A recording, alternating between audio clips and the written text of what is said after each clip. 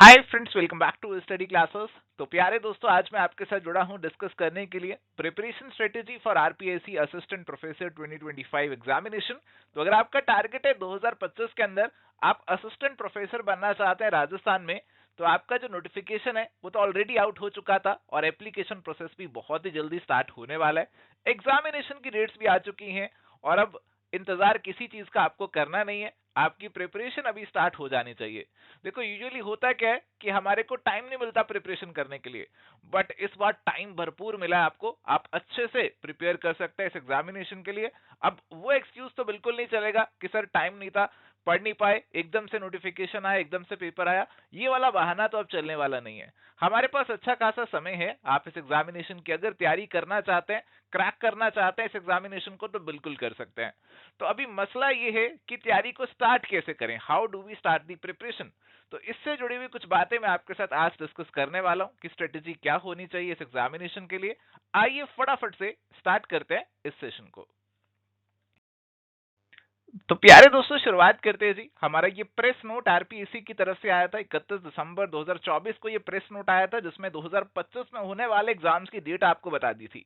तो school lecturer का paper आपका यहाँ पे जून जुलाई में कंडक्ट होने वाला है, और assistant professor college education department ये वाला दिसंबर 2025 में कंडक्ट होने वाला है। तो हमारा जो आरपीएससी का असिस्टेंट प्रोफेसर का पेपर है जी, वो दिसंबर 2025 में कंडक्ट होने वाला है। अब आपको लगेगा कि सर समय बहुत है, अभी क्या करेंगे पढ़ाई करके, अभी आराम से देखेंगे, 3-4 महीने अभी आराम करते हैं, फिर बाद में देखेंगे क्या करना है क्या नहीं करना।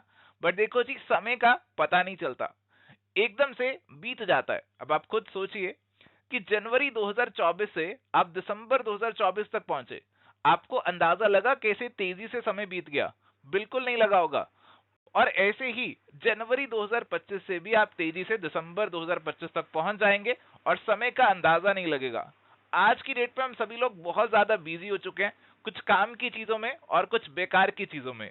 तो अभी जो बेकार वाला आप टाइम खराब कर रहे हो ना और चीजों में, उसको निकाल के अपने एग्जामिनेशन की तरफ लगाना शुरू कर दो, क्योंकि अभी से लगा लोगे ना तो प्रिपरेशन करने में कोई दिक्कत नहीं आएगी। You have ample time to start your preparation. And प्यारे दोस्तों, एक बार कंपटीशन लेवल पे भी नजर आपके दिलवा देता हूं।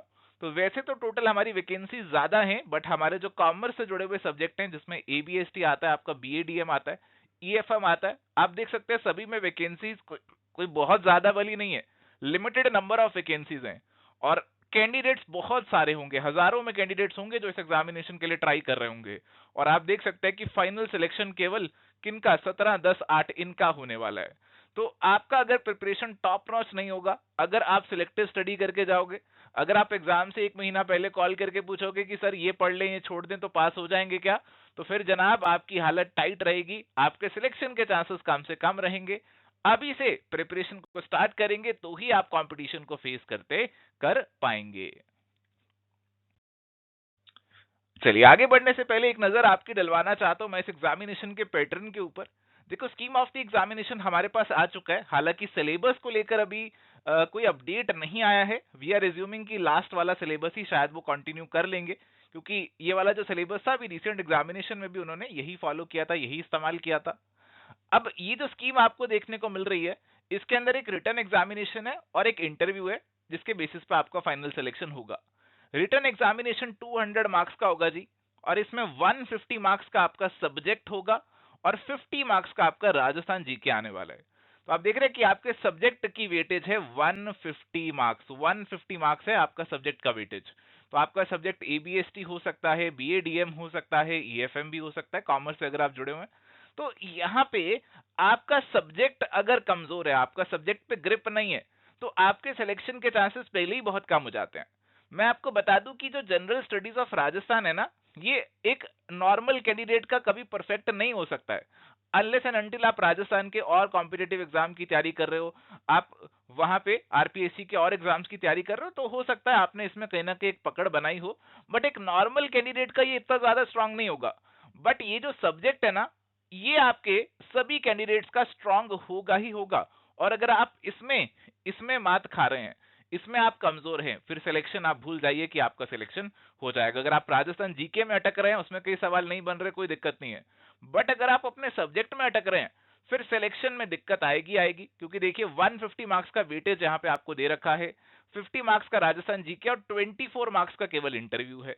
तो सबसे ज्यादा वेटेज तो आपका सब्जेक्ट लिए बैठा है, और अगर आप इसे नजरअंदाज करते हैं, इसकी पढ़ाई अच्छे से नहीं करते, तो फिर सिलेक्शन में दिक्कत आएगी ही आएगी। तो इसलिए मैं बोलूंगा पहली प्रायोरिटी आपके सब्जेक्ट की तरफ होनी चाहिए, कि आप अपने सब्जेक्ट पे कहीं ना कहीं अपनी पकड़ को और ज्यादा बढ़ाने की कोशिश करें। चलिए, तो प्यारे दोस्तों एक बार आपको ये भी बता दूं कि नॉर्मली जो हमारे असिस्टेंट प्रोफेसर के एग्जाम्स होते हैं स्टेट लेवल पे, उनका सिलेबस सेम यूजीसी नेट वाला होता है। बट यहाँ पे ऐसा नहीं है, यहाँ पे आपके 3 एग्जाम कंडक्ट होते हैं, जैसा आपने ऑलरेडी सुना, एबीएसटी का, बीएडीएम का, ईएफएम का, सबके अलग अलग पेपर यहाँ पे कंडक्ट हो रहे हैं।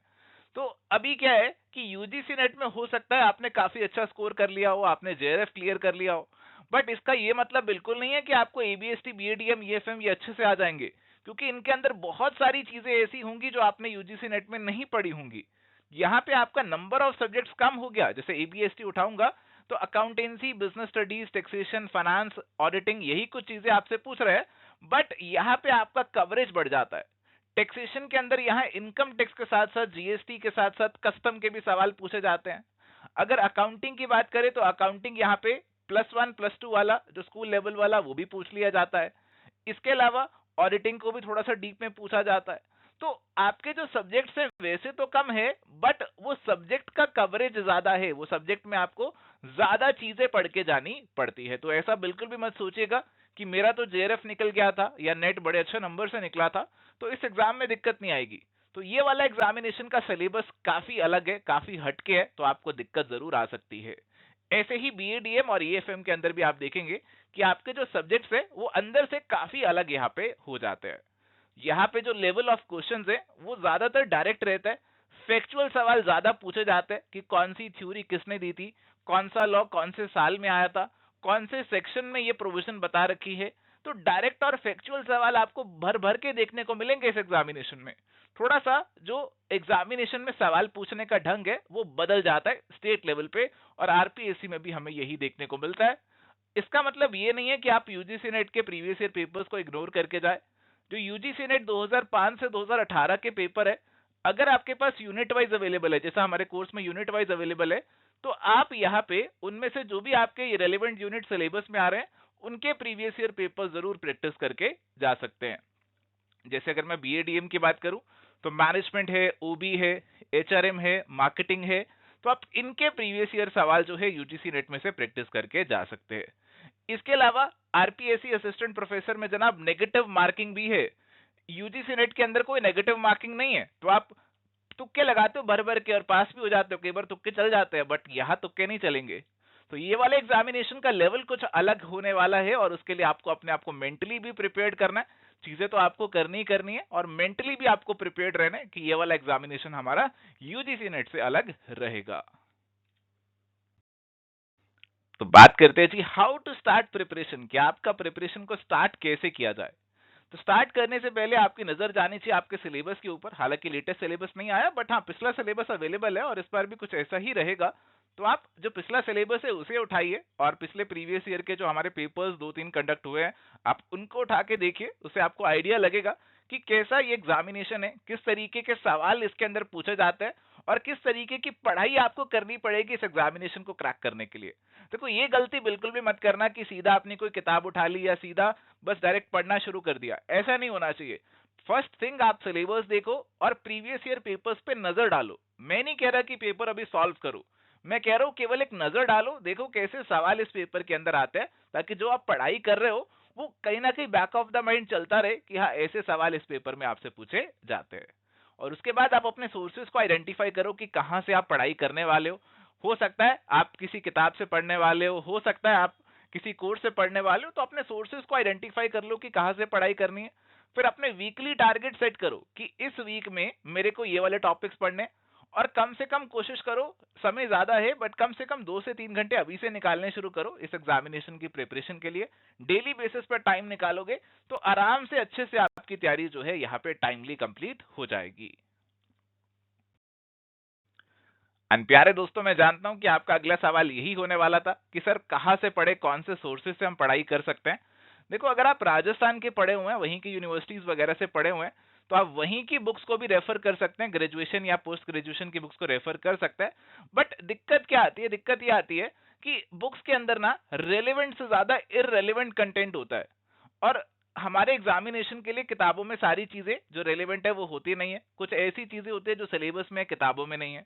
तो टाइम उस केस में आपको थोड़ा सा लगाना पड़ेगा ये देखने में कि कौन सा पेपर के लिए रेलेवेंट है, कौन सा नहीं है। ये चीजें आपको थोड़ी सी करनी पड़ेगी। तो इसीलिए एडवाइजेबल रहते कि आप किसी कोर्स में अगर इन्वेस्ट कर सकते हैं, इफ इट इज पॉसिबल, अगर आप थोड़ा सा अमाउंट निकाल सकते हैं तो एक कोर्स में इन्वेस्ट कर लीजिए। जौन सा भी कोर्स आपको अच्छा लग रहा है आप उसमें इन्वेस्ट कीजिए। कोर्स में इन्वेस्ट करने का फायदा ये होगा कि आपको सिस्टमेटिकली पूरा सिलेबस का कवरेज मिल जाएगा, आपको हर एक टॉपिक का रेडीमेड कंटेंट मिलेगा जिसे आपको पढ़ना है, क्लास देखना है, एमसीक्यू लगाना है, और आपका जो टाइम है बिल्कुल भी वेस्ट नहीं होगा, आपका टाइम सेव होगा। आप ढूंढेंगे नहीं कि क्या पढ़ना है क्या नहीं पढ़ना, आपका टाइम केवल जो कंटेंट आपको मिला हुआ है कोर्स के अंदर उसी की तरफ रहेगा और वो टाइम आपका सेव हो जाता है। तो इट्स अप टू यू, कैसे भी आप अपना जो प्रिपरेशन है उसे स्टार्ट कर सकते हो। एंड प्यारे दोस्तों, प्रैक्टिस मेक्स वन परफेक्ट, और ये चीज आपके यहाँ पे भी बिल्कुल अप्लाई होती है। तो मैं आपको बिल्कुल बोलूंगा कि जो भी आप टॉपिक की पढ़ाई कर रहे हो, जो भी आप टॉपिक कवर अप कर रहे हो अपने सिलेबस में, वो आप एमसीक्यूज के साथ भी कवर करो। यानी कि हर एक टॉपिक के बाद उसके जो एमसीक्यूज बन सकते हैं उनको लगाइए इफ पॉसिबल। इसके साथ साथ टॉपिक्स पढ़ने के बाद या कोई एक पार्ट आपने पढ़ लिया, कोई सब्जेक्ट पढ़ लिया, तो एक बार प्रीवियस ईयर क्वेश्चंस में नजर डालो कि आपकी पढ़ाई के बाद क्या आप उन प्रीवियस ईयर क्वेश्चंस को सॉल्व कर पा रहे हो। लेट सपोज आपने अकाउंटिंग पढ़ लिया, बट अकाउंटिंग पढ़ने के बाद आप एबीएसटी का पेपर उठा के देखते हो उसमें सवाल आपसे निकल नहीं रहे, तो ऐसे अकाउंटिंग पढ़ने का कोई फायदा नहीं है। तो मेक श्योर कि आप अपनी प्रिपरेशन के साथ साथ प्रीवियस ईयर क्वेश्चंस पे भी नजर डालें कि जो लेवल रिक्वायर्ड है प्रिपरेशन का वो आपको आपके कोर्स के अंदर या फिर जहां से भी आप पढ़ाई कर रहे हैं वहां से मिल रहा है या फिर नहीं मिल रहा। इसके अलावा लास्ट में कुछ चीजें आपको करनी होंगी जब आपका सिलेबस कंप्लीट होगा, वहां पे आपको मॉक टेस्ट लगाने होंगे जिसमें आप नेगेटिव मार्किंग के साथ मॉक्स को लगाओगे और आपको पता चलेगा कि किस तरीके से आपको एग्जामिनेशन में सवालों को अटेम्प्ट करना है। खैर ये अभी बात की बात है, पहला फोकस आपका इन्हीं चीजों पे, पहले वाले 2 पॉइंट्स पे ही होना चाहिए। एंड प्यारे दोस्तों, एवर स्टडी क्लासेस ने भी ऑलरेडी अपने आरपीएससी असिस्टेंट प्रोफेसर एबीएसटी और बीएडीएम के कोर्सेज को लॉन्च कर दिया। तो अगर आप तैयारी कर रहे हैं एबीएसटी या फिर बीएडीएम की, तो आप हमारे कोर्सेज को चेकआउट कर सकते हो। अब इन कोर्सेज पे आपको अर्ली बर्ड डिस्काउंट के साथ साथ हमारा यूजीसी नेट पीवाई क्या उसका जो कोर्स है वो बिल्कुल फ्री ऑफ कॉस्ट साथ में मिल जाएगा। आपके जो ये कोर्सेज है इनके अंदर बहुत डिटेल में आपको सारे टॉपिक्स का कवरेज मिलेगा, with PDF notes, with mind maps, with MCQs, PYQs, test series, सब कुछ आपको इसके अंदर मिलेगा। आपको कहीं और किसी चीज के लिए रेफर करने की जरूरत नहीं पड़ेगी। सो थैंक यू प्यारे दोस्तों, ये थी आज की चर्चा आपके साथ। उम्मीद करता हूं कि किस तरीके से आपको आरपीएससी असिस्टेंट प्रोफेसर एग्जामिनेशन के प्रिपरेशन को स्टार्ट करना है उसका आइडिया आपको जरूर मिला होगा। बाकी अगर आपको कोर्स से रिलेटेड कोई क्वेरी है तो आप जरूर हमसे पूछ सकते हैं। हमारा नंबर आपको यहाँ पे दिख रहा है, आप व्हाट्सएप कर सकते हैं, कॉल पे रीच आउट कर सकते हैं। आज का वीडियो अच्छा लगा तो लाइक कीजिए, दोस्तों के साथ शेयर कीजिए, चैनल को सब्सक्राइब कीजिए। मिलते हैं नेक्स्ट सेशन में। Till then good bye, take care, all the best.